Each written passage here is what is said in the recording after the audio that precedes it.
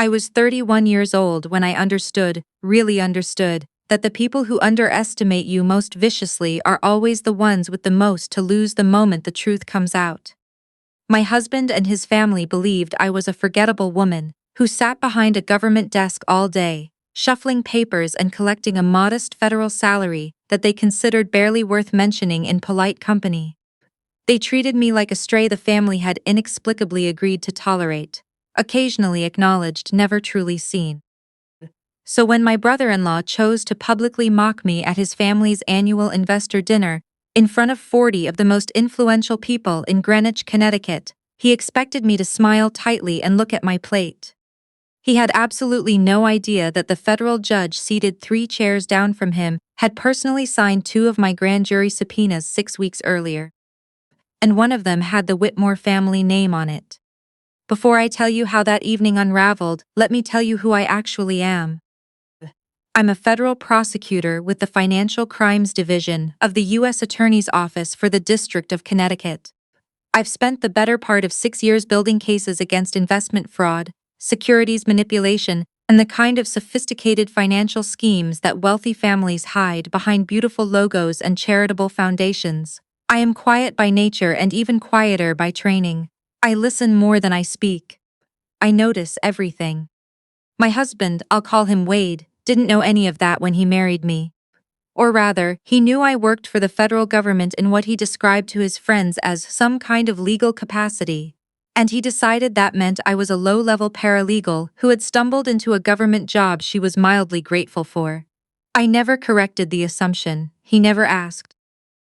Wade is the kind of man who fills every room with the sound of his own voice and mistakes that noise for substance. He came from money, not earned money, but the kind that arrives pre-wrapped in a family trust and a social network built on 40 years of mutual backscratching.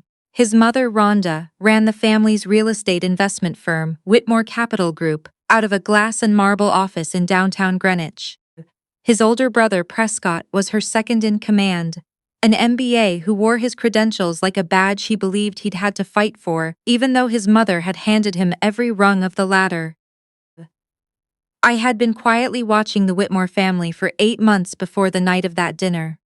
Not because I was assigned to them from the beginning, because a case has a way of leading you where it needs to go.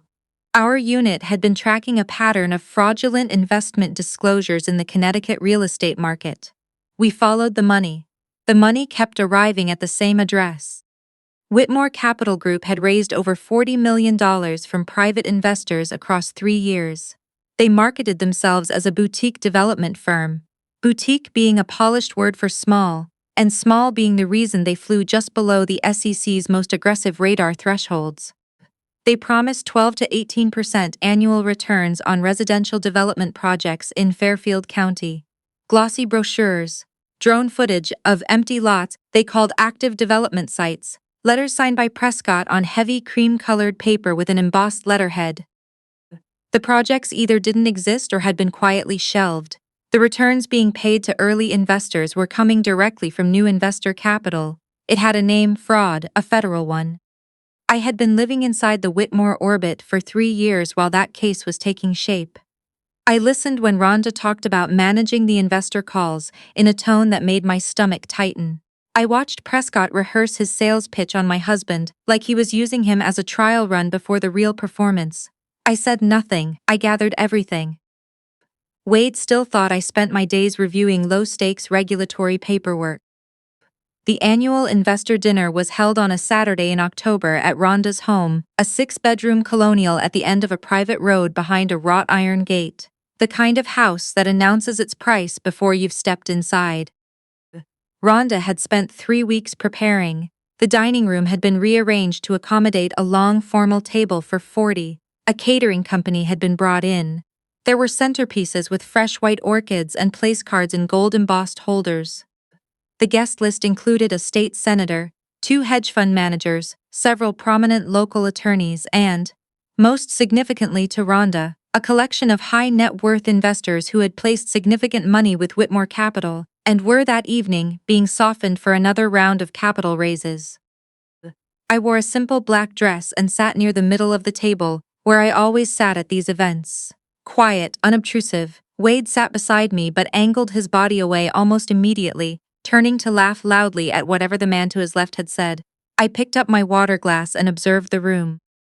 Judge Harmon was seated 4 chairs to my right.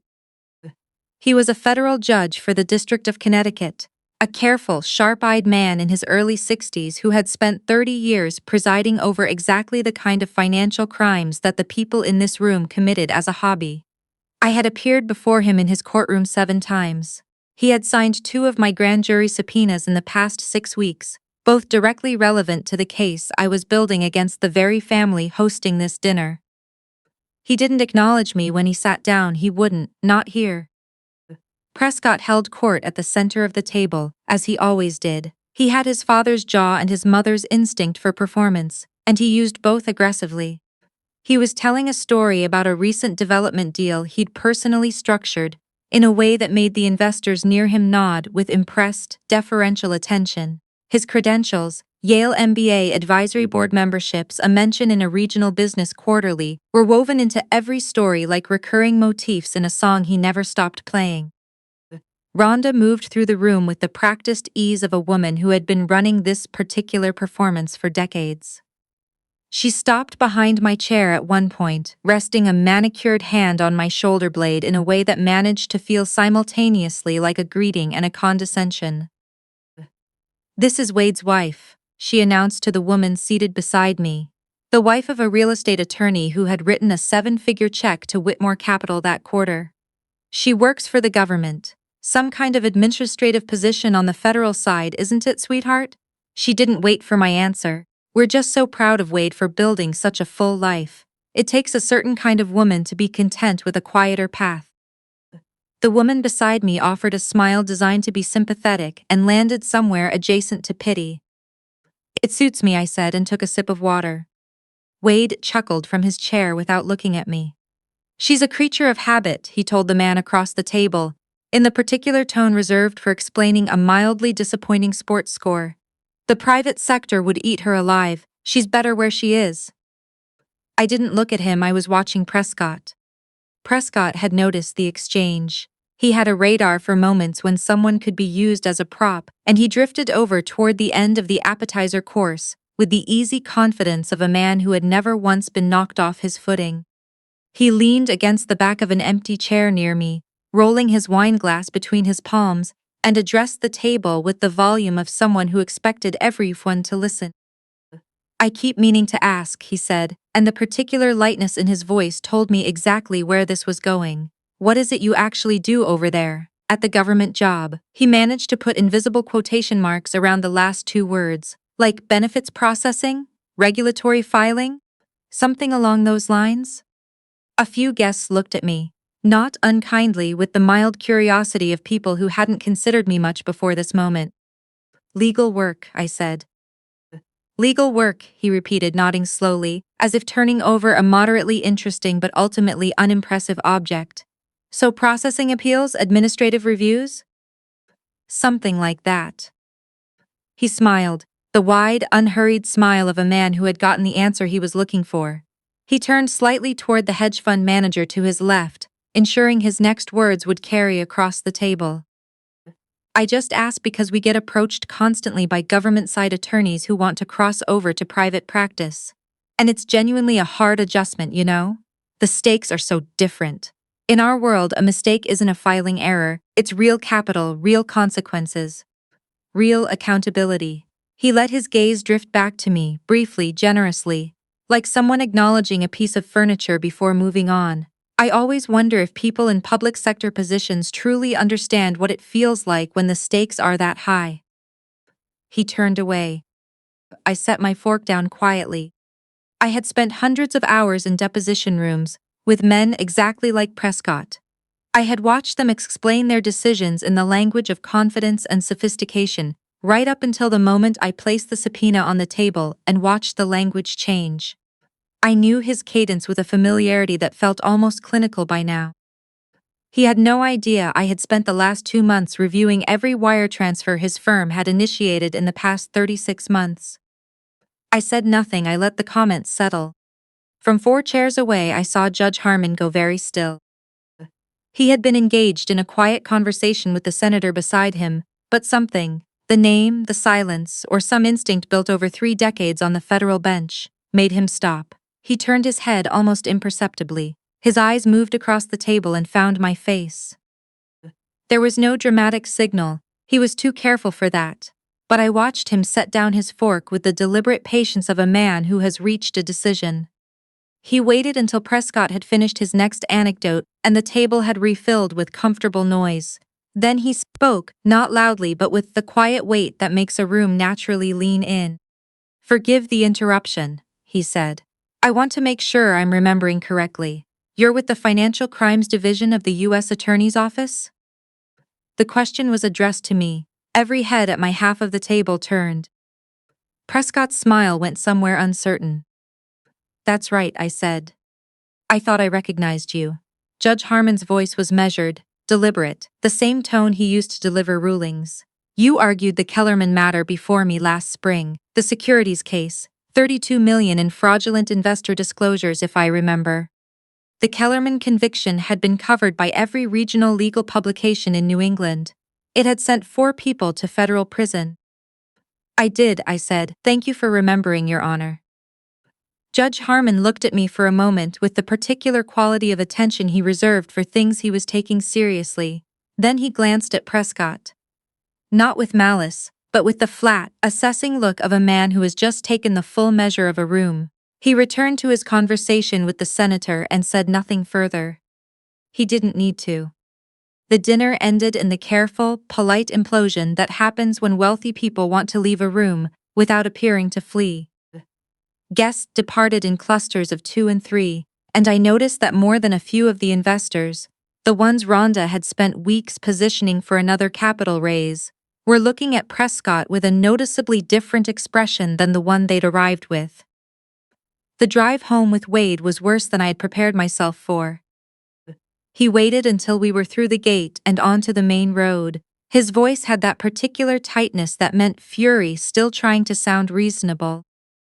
He said I had made the entire evening uncomfortable. He said I had hidden my credentials from his family deliberately, in order to embarrass them. He said Rhonda had texted him from the driveway, furious, and that Prescott was calling it a calculated ambush. He said I owed them all a serious apology. I said I hadn't hidden anything, I had simply never been asked. He told me that wasn't the point. I turned and looked at my husband in the dark of the car and thought, "You have absolutely no idea that the problem is not the judge." I said nothing, I wasn't ready. Wade spent the following 2 days, barely speaking to me. On the 3rd morning he came into the kitchen while I was making coffee and slid a folder across the counter. He said he'd been thinking. He said our marriage had clearly been misaligned for some time. He said a friend from law school had prepared paperwork, and that it was, in his words, very straightforward. He wanted me to sign before the end of the week. I opened the folder. The separation agreement was written in the aggressive, airtight language of someone trying to move fast. Wade was waiving the right to discovery of my independent financial assets, buried in a clause on page 4, written to sound protective of me and actually designed to ensure I couldn't claim any portion of the family firm's valuation. The mutual waiver applied to all separately held investment portfolios. Wade was so focused on ring-fencing his family's money from me that it hadn't occurred to him to wonder what I might be ring-fencing from him. I had spent 6 years living modestly on a federal prosecutor's salary that was, by Greenwich standards, nothing. But I had a father who had spent 30 years as a commodities trader, who had taught me from the time I was old enough to follow a balance sheet how to read a market, and how to wait. My personal investment portfolio, funded through careful saving and a decade of disciplined, methodical decisions made quietly and without announcement, was worth considerably more than the Whitmore firm's stated valuation. That valuation was, in any case, about to become a matter of public federal record for entirely different reasons. I signed the agreement on a Wednesday afternoon. Wade watched me with the expression of a man who believes he has just resolved a very complicated problem. He had actually just resolved it for me. 3 weeks later, on a Tuesday morning, the indictments came down. Prescott was charged first. wire fraud, securities fraud, and making material misrepresentations to investors. Rhonda was charged separately with conspiracy and money laundering. The indictment named 43 investors and traced over $40 million in fraudulent transactions across 3 years of operation. The SEC coordinated with our office to freeze all Whitmore Capital accounts simultaneously with the arrest warrants being served. The investors who had attended that October dinner, the ones Rhonda had been positioning for another round of raises, received certified letters from our office that morning, instructing them not to transfer additional funds to Whitmore Capital and notifying them of their potential status as complaining witnesses. I was not present at the arrests.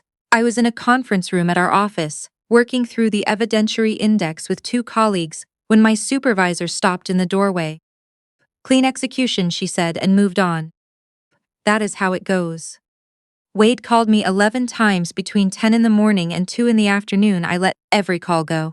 The voicemails moved through a predictable sequence: confusion, then alarm, then something that sounded very much like a man watching the floor give out beneath him. The last message said, "Elise, I need you to understand I didn't know. I swear to you I didn't know what they were doing. Please, I need your help. Please call me back." I listened to that one twice. He genuinely hadn't known. I believed that. Wade was many things: self-absorbed, emotionally avoidant in the particular way of men who have never been required to reckon with their own limitations, but he had kept himself at a comfortable distance from the details of the firm, which was its own kind of moral failure but not a criminal one. He was not going to be charged. But he was going to watch his mother and brother stand in a federal courthouse and hear the counts read aloud. He was going to watch the Whitmore name become synonymous with investor fraud in every outlet that covered the story. And he was going to discover, when he finally reached a financial advisor he trusted, that the separation agreement he'd been in such a hurry to execute had built a perfect wall between him and any claim on my personal assets, which, as the firm's valuation collapsed, turned out to be the only stable financial ground either of us had ever actually shared. He had built that wall himself. He'd been in such a rush. I met him in the parking lot of a coffee shop 3 days after the arrests. He'd asked to see me, and I agreed, because I believed he deserved to hear the truth spoken plainly, and because I was finished with silence that wasn't in service of anything. He looked like he hadn't slept. The particular shine of his confidence was completely gone, and I realized, watching him sit across from me with his hands around a coffee he wasn't drinking, that the shine had been most of what was there. There was very little underneath it. He said he was sorry. He said he knew now that he had never once asked me the right questions, about who I was, about what I actually did when I walked out the door each morning, about what I had built in the years before he met me. He said he had been so focused on managing his family's approval that he had treated his wife like part of the furniture. I let him finish. Then I said, "The agreement protects both of us. Your assets are yours, mine are mine. You're going to need a good attorney for the next 2 years, not for yourself, but because your mother and brother are going to need family support through a federal proceeding, and that support is going to cost money, and the firm's accounts will be frozen for the duration. Get ahead of it." He stared at me. "I was never your enemy," I said. "I was never who you decided I was. But that's on both of us, you for assuming and me for letting the assumption stand. I'm done letting it stand." I stood, pulled on my coat, and left. Outside, the November air was cold and clean and smelled like the last of the fallen leaves. I walked to my car and sat in it for a moment, watching the thin afternoon light move across the asphalt. 3 years of keeping my voice low and my expression neutral, and my work locked in a separate compartment, where it couldn't complicate the performance of being a wife in a family that had decided my worth before I ever opened my mouth. 3 years of sitting at the middle of that table, watching, gathering, waiting. I started the car. There is a particular kind of freedom that arrives not with a dramatic exit, but with the quiet, deliberate click of a door you have been leaning against for too long. Not a slam, just a clean, final sound, and then the turn, and the walk toward whatever has always actually been yours. I had known for a long time what was mine. I had simply been waiting for the right moment to stop pretending otherwise. Some rooms, you don't need to fight your way out of. You just need to know when it's time to stop staying.